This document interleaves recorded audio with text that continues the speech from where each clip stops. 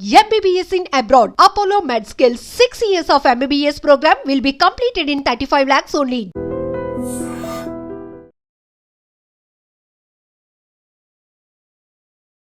ఏటూరు నాగరం అంటే సమ్మక్క సారక్క పోడు భూములు.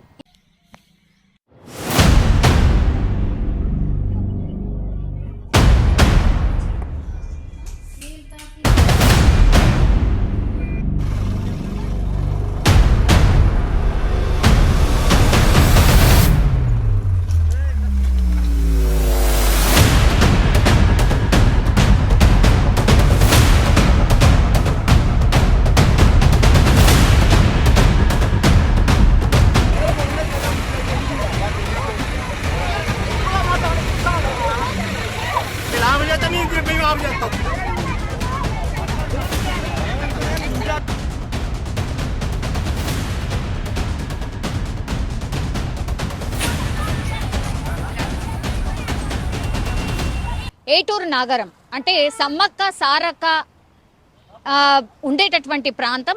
సమ్మక్క సారక్కకు వెళ్ళాలంటేనే ఈ ఏటూరు నాగరం అడవుల గుండా వెళ్లాల్సి ఉంటుంది. సో ఏటూరు నాగరం అనగానే ఫస్ట్ మనకు గుర్తొచ్చేది సమ్మక్క సారక్క అండ్ అట్లాగే గిరిజనులు. ఎందుకంటే అది గిరిజనుల జాతర, ఆ చుట్టుపక్కల అటవీ ప్రాంతం ఉంటుంది, గిరిజనులే పూర్తిగా నివాసం ఉంటూ ఉంటారు.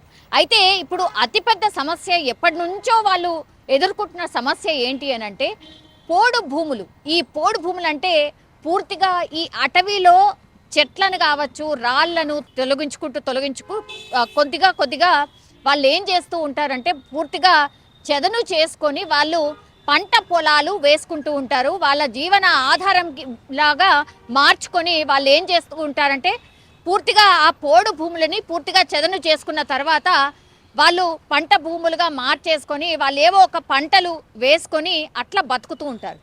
సో ఇది అందరికీ తెలిసినటువంటి విషయమే. కానీ కొన్ని ఏళ్ల నుంచి కూడా ఇట్లా పోడు భూములని గిరిజనులు ఆక్యుపై చేసుకొని అన్యాక్రాంతం చేసేస్తున్నారు. అటవీని నరుక్కుంటూ వెళ్తే ఇంకా మిగిలేది ఏముంటుంది? పోడు భూములు అసలు కంప్లీట్లీ ఆ వ్యవస్థనే తీసేయాలి. ఇప్పటి వరకైతే ఏవైతే పోడు భూములు ఉన్నాయో వాళ్ళందరికీ ఇచ్చేసిన తర్వాత ఇక మీదట ఎవరిని కూడా అడవి లోపలికి ఎలో చేయొద్దు.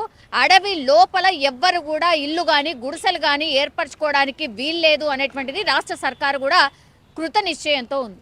ఏటూరు నాగారం అండ్ ఈ వరంగల్ పరిసర ప్రాంతాల్లో మనకు తెలుసు అక్కడ సీతక్క ఇలాకా అది. సో సీతక్క రిప్రజెంట్ చేసేటటువంటి ఇలాకాలోనే ఇప్పుడు ఈ పోడు భూముల సమస్య ఈ తెగలు ఉండేటటువంటి ఈ ప్రాంతంలో చాలామంది మాకు నివాస ప్రాంతాలే లేవు, ఎవరెవరో వచ్చి ఈ ఛత్తీస్గఢ్ నుంచి వచ్చిన వాళ్ళు ఎవరెవరో వచ్చి వాళ్ళు అడవిని నరుక్కుంటా వెళ్ళి వాళ్ళు వచ్చి ఇక్కడ సెటిల్ అయిపోయినరు. ఒక్కొక్కరికి 15 ఎకరాలు 20 ఎకరాలు అట్లా ఆ అడవిని చదువును చేసుకుంటూ వెళ్ళిపోయినరు. వాళ్ళని ఏమీ అనట్లేదు.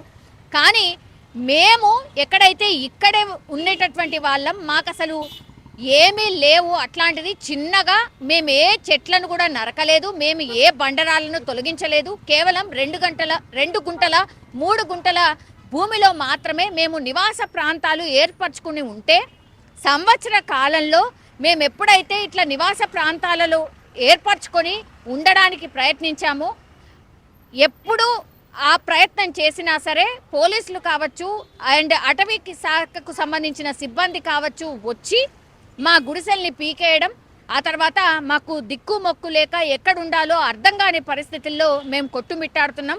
ఇప్పుడు జరుగుతుంది 7వసారి. అందుకే ఇక మేము తెగించాం, ఇక యుద్ధమే అనుకున్నాం. ఎందుకంటే ఎవరెవరో వచ్చి వాళ్ళన్నీ అడవి భూములని పూర్తిగా కొల్లగొట్టి వాళ్ళు అక్కడ పంట పొలాలు పండించుకున్నా కూడా ఏమీ అనట్లేదు. కానీ మేము ఇక్కడ కేవలం మా నివాస ప్రాంతాలు ఏర్పరచుకుంటాం, మాకు ఉండే జాగా లేదు అనేటువంటి రీజన్తో మేము 2-3 గుంటల వరకే మేము ఇక్కడ నివాస ప్రాంతాలు ఏర్పరచుకుంటే పూర్తిగా మా గుడిసెల్ని పొల్లగొట్టడం ఏంటి అని ఇంకా లాభం లేదు అనుకొని ఈ పోలీసులు కావచ్చు అండ్ ఈ జేసీబీలతో పూర్తిగా వాళ్ళ గుడిసెల్ని తొలగించడానికి వచ్చినప్పుడు వాళ్ళు గిరిజనులు కర్రలతో అట్లాగే వాళ్ళ దగ్గర ఉన్నటువంటి కారం పొడితో ఈ పోలీసుల మీద అట్లాగే అటవీ శాఖ సిబ్బంది మీద దాడికి ప్రయత్నం చేసిండ్రు. ఎందుకంటే ఇది 6 అయిపోయి 7వసారి వాళ్ళు మా నివాస ప్రాంతాల్ని పూర్తిగా కూలగొట్టే ప్రయత్నం చేసిండ్రు. మాకు ఇక్కడనే మేము మాకు న్యాయంగా కేవలం 2-3 గుంటల్లోనే మేము నివాస ప్రాంతాలని ఏర్చుకుంటే మమ్మల్ని మా గుడిసెల్ని కూలగొట్టడం ఏంటి? 15, 20, 30 ఎకరాలు ఉన్న వాళ్ళని వదిలేయడం ఏంటి? వాళ్లకు ఒక న్యాయం మాకు ఒక న్యాయమా అంటూ పెద్ద ఎత్తున వాళ్ళు నినదించడమే కాకుండా అక్కడికి వచ్చిన జేసీబీలను కావచ్చు, ట్రాక్టర్లను కావచ్చు, గుడిసెల్ని తొలగించే ప్రయత్నం చేయడంతో వాళ్ళని తరిమి కొట్టిండ్రు. కారం పొడి డబ్బాలు చూపిస్తూ పోలీసుల మీద కొంత యుద్ధమే చేసే ప్రయత్నం జరిగింది. అండ్ ఇంకోటి ఏంటంటే కర్రలతో కూడా దాడి చేసే ప్రయత్నం చేసిండ్రు. అటు ట్రాక్టర్లను కావచ్చు, జేసీబీలను కావచ్చు, వాళ్ళ గుడిసెల మీదకి వెళ్లకుండా వాళ్ళు అడ్డుపోవడమే కాకుండా కర్రలతో దాడి చేసే ప్రయత్నం చేసిండ్రు. దీంతో చేసేది ఏమీ లేక పోలీసులు కావచ్చు, అటవీ శాఖ సిబ్బంది కావచ్చు వెనుదిరిగినప్పటి పరిస్థితి. వాళ్ళు ఒకటే చెప్తున్నారు, సీతక్క గారు మీరు మా ఇలాకా మంత్రి, మమ్మల్ని పట్టించుకోండి, మీకు తెలవంది కాదు, మేము ఇక్కడ ఏం చేస్తున్నామో వచ్చి చూడండి, చెట్లను మేము ఎక్కడ నరకట్లేదు, బండరాలను మేము ఎక్కడ తొలగించట్లేదు, మేమేమి అక్కడ వ్యవసాయం చేసే ప్రయత్నం చేస్తలేము, మేము కేవలం నివాస ప్రాంతాలు ఏర్పరచుకొని మేము అక్కడ ఉండే ప్రయత్నం చేస్తున్నాము అనేటువంటి మాట గట్టిగా చెప్తున్నారు. అట్లాగే మేము ఎక్కడ కూడా వెనక్కి తగ్గం, మేము ఇట్లాగే ఈయన్నే ఉంటాం, సచ్చినా మేము ఈయన్నే వస్తాం, కానీ మేమైతే ఇక్కడికి వెళ్ళి ఖాళీ చేసే ప్రసక్తే లేదు అంటూ కూడా భీష్మించినటువంటి పరిస్థితి అయితే కనిపించింది. చాలా వరకు ఉద్రిక్త వాతావరణం నెలకొంది, చాలా మందికి గాయాలైనట్టుగా చెప్తూ ఉన్నారు. అట్లాగే ఇప్పుడు అటవీ సిబ్బంది ఎవరైతే ఉన్నారో వాళ్ళు కూలగొట్టే ప్రయత్నం చేయడంతో వాళ్ళకు కూడా గాయాలైనాయి. సో ఇట్లా కొంత ఉద్రిక్త వాతావరణం తర్వాత వీళ్ళే ఈ ఆఫీసర్స్ కావచ్చు, అటవీ శాఖ సిబ్బంది వెనక్కి తగ్గి వెళ్ళిపోవడం అయితే జరిగింది. కానీ గిరిజనులకి ఒక మాట గట్టిగా చెప్పి వెళ్ళారు. అది ఏంటి అని అంటే, మేము ఇంకా కూడా పెద్ద ఫోర్స్ తోని వచ్చి ఈ ప్లేస్ని, ఇది అటవీ శాఖ భూమి, అట్లాగే ప్రభుత్వ భూమి కాబట్టి ఏ గుడిస ఏ కర్ర పుల్ల కూడా ఇక్కడ ఉండడానికి లేదు, ఇది అటవీ భూమి అన్నటువంటి మాట గట్టిగా చెప్పి వెళ్ళారు అని గిరిజనకి సంబంధించిన నాయకులు, సంఘాలు అక్కడ ఉన్నటువంటి నివాస ప్రాంతాలు ఎవరైతే ఏర్పరచుకొని ఉన్నారో వాళ్ళే గట్టిగా చెప్తున్నటువంటి పరిస్థితి. మరి ఈ రోజే ఇంత జరిగితే ఇంకా గట్టి ఫోర్స్తో వస్తాము అని అటవీ శాఖ అట్లాగే పోలీసులు చెప్పి వెళ్ళారు. కాబట్టి ఇంకేం జరగవచ్చు, రేపు తెల్లవారి ఇంకేం జరిగే అవకాశం ఉంది అనేది కూడా అటు గిరిజనులు కావచ్చు, ఇటు పోలీస్ శాఖ సిబ్బంది కూడా అండ్ అట్లాగే ప్రభుత్వం దృష్టికి కూడా ఈ విషయానికి తీసుకెళ్లారు. అండ్ ఇంకోటి ఏంటంటే, సీతక్కని ప్రస్తావించారు కాబట్టి పోడు భూముల సమస్య మీద సీతక్క కూడా చాలా గట్టిగానే మాట్లాడారు. కాబట్టి మరి సీతక్క దీని మీద రెస్పాండ్ అవుతుందా? ఎవరినైనా ఈ ప్రాంతాల్లో ఎవరైతే గుడిసెలు ఏర్పరచుకొని ఉంటున్నారో, నివాస ప్రాంతాలు ఏర్పరచుకొని ఉంటున్నారో ఈ గిరిజనులను పిలిచి మాట్లాడబోతున్నారా, సంఘాలను పిలిచి మాట్లాడబోతున్నారా అనేది కూడా ఇప్పుడు ఒక పెద్ద చర్చ అయితే నడుస్తోంది. కానీ ఏటూరు నాగారం అట్టుడుకున్నటువంటి పరిస్థితి, ఒక 2-3 ప్రాంతాల్లో ఈ రోజు ఒక పెద్ద గలాట, ఒక ఉద్రిక్త వాతావరణం అయితే నెలకొన్నటువంటి పరిస్థితి కనిపించింది. వెంకటేశ్వర్లు ఇక్కడ మేము 2 గుంటలకు 3 గుంటలకు మేము ఇక్కడ నివసిస్తాను. చిన్న గుడిసెలు వేసుకున్నాం. అవతల గొత్తోళ్ళు కానీ ఇవతల ఈ ఏరేటోళ్ళు కానీ వాళ్ళు పోలు నరుకున్నారు. వాళ్ళని ఏమంటే ఈ గొత్తోళ్ళు ఏమంటే లేదు. వాళ్ళు దేనికి వచ్చిండ్లో, దేనికి వాళ్ళు ఓట్ల కోసం వచ్చిందా, దేనికోసం వచ్చిందో మాకు తెలియదు. మేము ఇక్కడ లోకలు వాళ్ళు ఎక్కడి నుండి సర్టిఫికేట్ నుండి వచ్చింది ఉంటాను. ఒక్కొక్కరు 30 ఎకరాలు 40 ఎకరాలు కొట్టుకున్నారు.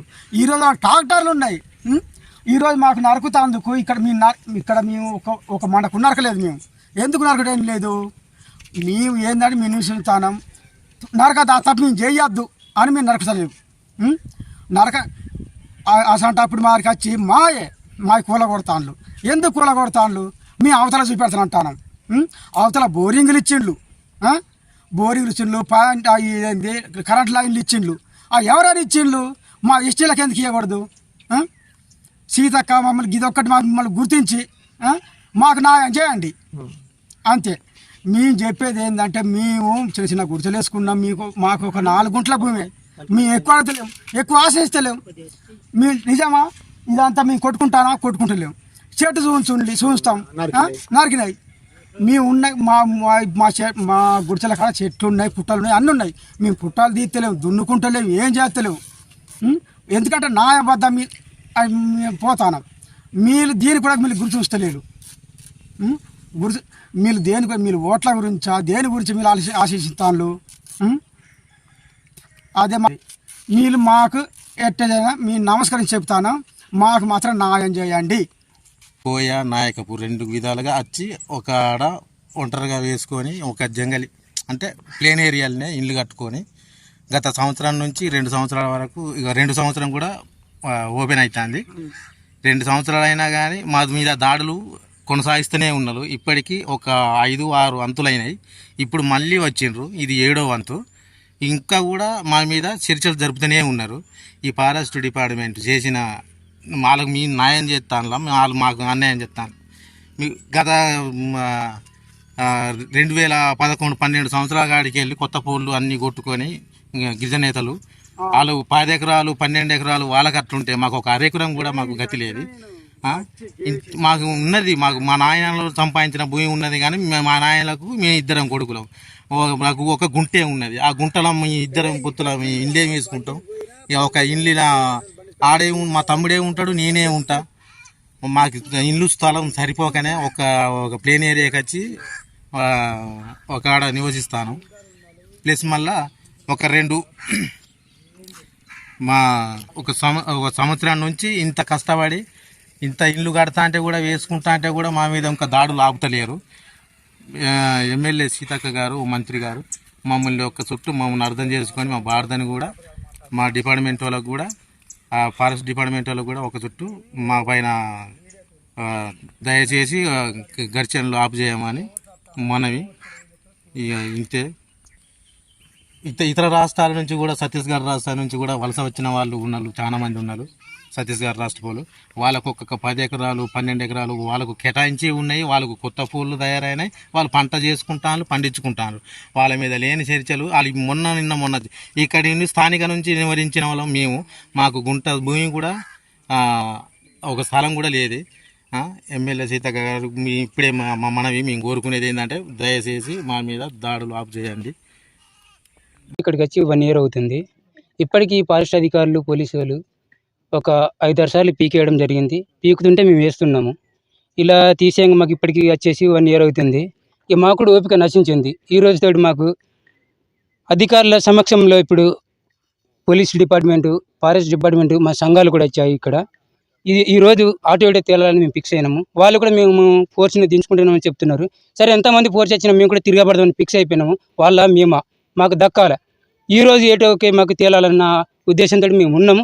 తిరగబడడానికి, ఫైట్ చేయడానికి మేము కూడా సిద్ధంగా ఉన్నాం. దేనికంటే దానికి ఇప్పుడు జేసీబీలో మేము కూడా తిరగబడ్డాము. వాళ్ళు వెళ్ళిపోయినారు. మళ్ళీ ఇంకా ఫోర్స్ని ఎక్కువ దించుకుంటాను అంటున్నారు వాళ్ళు. కానీ మేము దీనైతే యుద్ధమని అయితే ఆపేది లేదు. మాకు ఇంటి స్థలాలు దక్కాలి, మాకు ఏజెన్సీ కావాలి. మాకు దీని నిమిత్తం మేము ఎంతవరకైనా మేము ఫైట్ చేస్తాం. మేము